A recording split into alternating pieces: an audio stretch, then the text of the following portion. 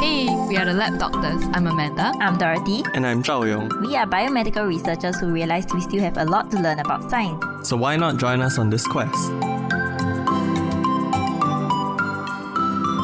everyone, welcome back to the Lab Doctors podcast. So this week we're going to be talking about... Do deadlines increase stress? Oh my god. Yes. For me at least. Yeah, I think deadlines are important. Oh yeah, for sure. If not, I would never get any more Yeah, correct. It's Same. stressful, but yeah, I guess. It feels like a productive type of stress. Correct. Same. So I also feel like I'm a person that is more productive when I do have deadlines. If not, I feel like I don't actually get work done. Yeah, I feel like I need to be spoon fed that way. I was like, what? Spoon fed that way. Yeah, but with deadlines, I'm also a lot more stressed and a lot more irritable. Like I feel like it takes less to like push me off a cliff. But it's into because you're rage. stressed. Yeah, exactly. And so I was interested to find out if like deadlines actually work. Like does it actually, not in a sense, increase motivation? I guess that's not what I'm thinking about here. It's like, Productivity? does deadlines increase stress, and then I'm extrapolating into that stress is causing me to be motivated. So the study didn't look at motivation at You all. just looked at stress. Yes, exactly. Okay. Yeah, last time when undergrad is like when you're chunging things towards the deadline, then you're like, oh, I should have started earlier. Yeah. But when you actually finish it way before the deadline, you feel happy, but you feel a bit uneasy also. Yes. Like, did I do my best? Yeah. Should I just keep trying? Should I keep reading? I feel like the system doesn't really work also, because there was this once I finished my essay like 2 weeks in advance and I just wanted to submit it to get it over and done with, but it's a hard copy submission. So when I went to the place, they're like, They haven't even box. put out the thing yet. Exactly. And then when I asked like, oh, where do I submit it? Then they were like, you submit it 2 weeks later on Friday.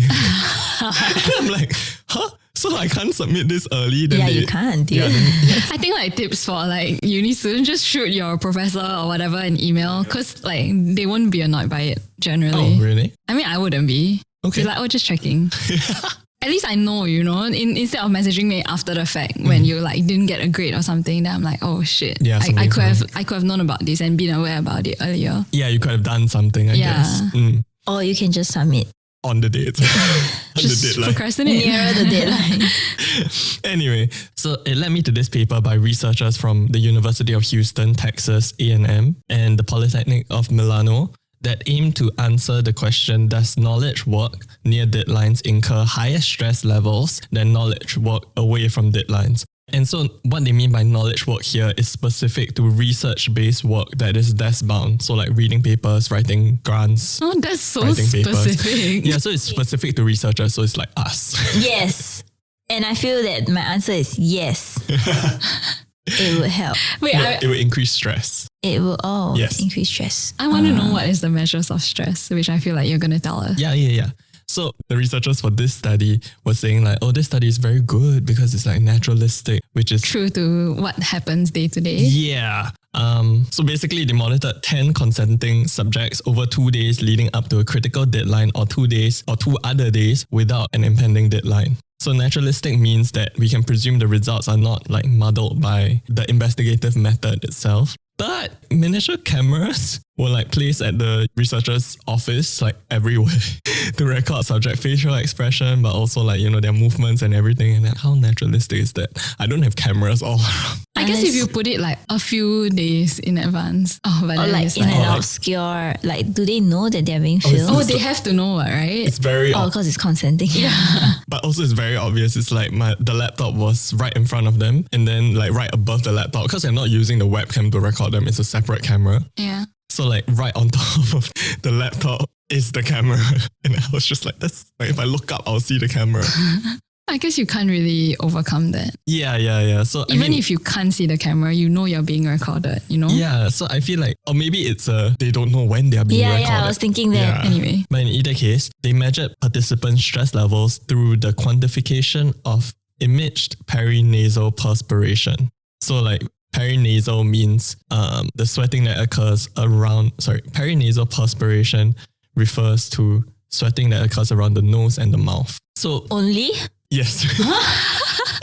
Because they want it to be naturalistic, right? I said it's the spit bag thing Yeah. all over But I again. feel like if I'm in an aircon room, that will be like the part where I'm not sweating.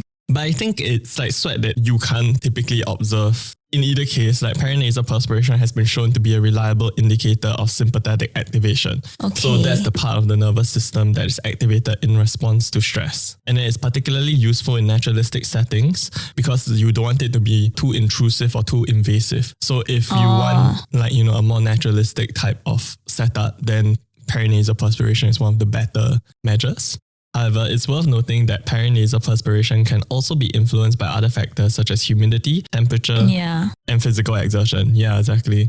So it's important to take note of these factors when they are drawing their conclusions, which I don't know if they did. They didn't mention it. But then if it's just 2 days before the deadline, I wouldn't have time to exercise. If I'm rushing the thing, right? Maybe. Yeah, but then I guess then compared to the 2 other days of like no impending deadline. So you, at the end of the day, your own baseline and the environment is its own baseline. So hopefully it's consistent. Yeah. So, do you want to get us the results or should I just go into the results? Yes, the results, yes. what? It's nothing. That deadlines increase stress. Yes. Which means increases paranasal perspiration. Okay. Yes. So the study found that subjects experience high stress levels while working, which the researchers of this study argue that it speaks to the challenging nature of the research profession. Thanks. So what was surprising to me was that stress levels remain the same with or without deadline. What? Yeah. So I mean, I don't trust this. kind of mind-blowing to me. But what they are arguing is that the nature of the work is already so challenging. So regardless of the deadline, your stress level is actually the same. And so, I don't know, for me, I'm just like, is that why I'm like constantly feeling overwhelmed even though like, yeah, I feel like I'm not doing that much work. Okay, I mean, by that argument, I feel stressed all the time. Yeah. Not exactly the best way to live. I don't trust it because it doesn't reflect what I think. Yeah, I don't know. So the authors argue that we perceive deadlines as increasing stress because it is influenced by our negativity bias. So this is where people remember negative events more vividly, like negative aspects of an event more vividly than positive aspects. I guess we assume deadlines to be negative. Yep. So in a sense, it's only when we think back about deadlines, then we actually remember that it was such a stressful time. But when there's no deadlines, right, then you kind of don't have any point in time to place the stress. So it's just everywhere all the time. Oh. So that's why they say that it is possible that actual stress resulting from deadlines may not be as significant as our like retrospective perception of it. Basically, physiologically, we are not showing that we are more stressed. So it may really just be like mentally or psychologically, we attribute certain aspects of stress to the event. Yeah, but the fact is we're stressed all the time. Can get behind that. So what was even more interesting was that the only other factors found to exacerbate stress levels or like worsen stress levels was extensive smartphone use. So what they mean by like extensive smartphone use is they also take note of the amount of times researchers, as they are doing work, then they check their phone. Yeah. So this smartphone use can either be to take a break or like distract themselves, or like because they got messages to tell them about more work. Oh. Yes, that gets me stressed too. Yep. And then the other factor was also even more prolific reading or writing. What does that mean? Yeah. So it means like if you are doing more work than you normally do, that increases stress levels. Which duh. But like, Yeah. I'm just like, so maybe we are really not hitting the cap of stress levels and there's room to grow, which means like deadlines, if it had an effect on stress, it should push stress levels even higher because stress can still go up. Does that make sense? Yeah. Lastly, the researchers also found that subjects appear to auto-regulate increases in their like stress by instinctively adjusting the frequency of breaks. So it was observed that on average, researchers take 1 physical break every 2 hours. Meaning what? Which is like stand up? Yeah, either stand up or like they need to like not do their work. They need to leave their work desk. So from this baseline, data analysis showed that for every 50% increase in stress, the break frequency nearly doubles. Oh. That's Seems like a lot. Yeah. And I feel like, I don't know, that's so true to my experience because every time I like work every 2 hours, then I'm like, I can't do this. Yeah. I feel like it's the cognitive overload though. Yeah. Like Yeah. I need to look away from this thing for a while. Yeah, especially when I'm like super productive, then I'll be like, okay, I really deserve this break. Even when I'm not super productive, I'm like, I'll just call that procrastination. I don't deserve this break, but I want this break. But maybe it's like you actually need the break. You don't know. Like your body is like, you need the break. I'm done. I'm done with research. Yeah, your brain is like, no, stop. It could be a protective mechanism, you know, to like Yeah. not overwork your brain. Yeah. Cool. I feel like needs to be done in other settings in more people. But I feel like, yeah, it's labor intensive, I guess, if they're having cameras set up everywhere and someone has to analyze this. Yeah, there's like, don't know how many hours of footage. Yeah. But then again, I feel like I'll just speed it up. I'll just put that at like 5 times speed and then like... No, because they're Only finding thing, like perspiration, right? I feel like there could be...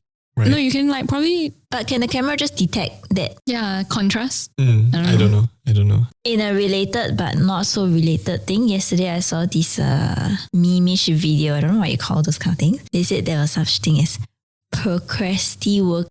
Oh, I saw that. Procrasti-working. Yeah, procrasti-working. It's basically like you do a job that is not as pressing because you don't want to do like your actual job Yeah. that is like stressful or something. Yeah. Yeah, I don't know. I do that shit all the time. Yeah. Until I have no choice but to do the You're actual still work. productive, just not for the pressing matters, or you're just not doing what. Needs to be done. Yeah, but you're still doing something. Yeah, my favorite procrastinate work is like exercise. No, I mean like within your I know. job scope. Actual work, right? Yeah, I can't exercise. Yeah. And as usual, subscribe to our YouTube channel and follow us on Spotify. A like and a comment would really help us out. You can also follow us on our social media, Instagram, Twitter, or Facebook, and feel free to DM us any questions. Alternatively, you can email us at alabdoctors@gmail.com. We'll post the links in the episode description so you can check that out if you're interested. Thank you. Bye.